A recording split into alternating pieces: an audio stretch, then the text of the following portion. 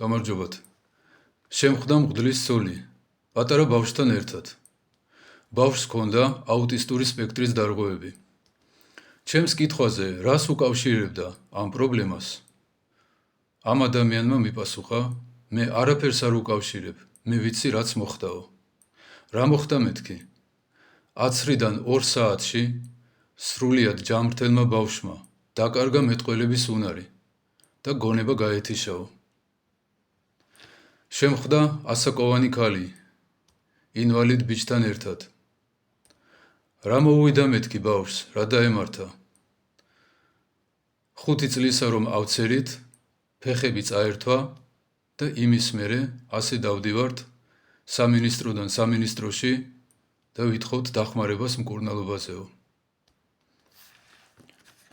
ინტერნეტი სავსეა მონათხრობებით, სადაც ადამიანები ყვებიან რაღაც საშინელებებს. და არ ამგონია რომ ყველა მათგანი იტყუებოდეს. პირველი ტალღა რომ იყო კოვიდის, მახსოვს ასეთი შემთხვევა. ფაიზერის ვაქცინები წაიღეს იაპონიაში დიდი პარტია და პირველივე პარტია იაპონელმა ექიმებმა დაბლოკეს. აცრებში იპოვეს რაღაც უკიდურესად საშიში ნაერთები, რომლებიც იქ არავითარ შემთხვევაში არ უნდა ყოფილიყო და უკან გამოატანეს. ყავდა მეზობელი, 37 წლის კაცი. სრულიად ჯამრთელი. 10-დან მესამე დღეს გულის უკმარისობით გარდაიცვალა. აუტიზმის სტატისტიკა. ადრე 100 წლის წინ ეს ყოფილა 100,000-ში ერთი შემთხვევა. 2000 წელს იყო ამერიკაში 150 ბავშვზე ერთი პრობლემური ბავშვი. 2024 წლისთვის 31 ბავშვზე ერთი ავადმყოფი ბავშვი. სამყაროში, სადაც მამონა ეშმაკი და გულგრილობა მართავენ,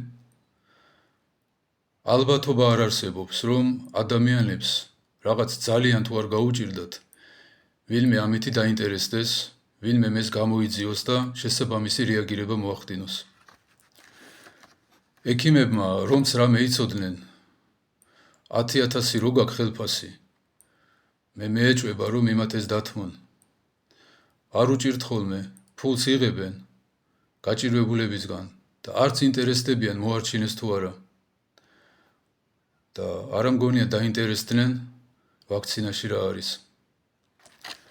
ეკლესია არ არის ჯამრთელობის სამინისტრო, ჩვენ არა გვაქვს ლაბორატორიები, ჩვენ არა გვაქვს სამედიცინო განათლება.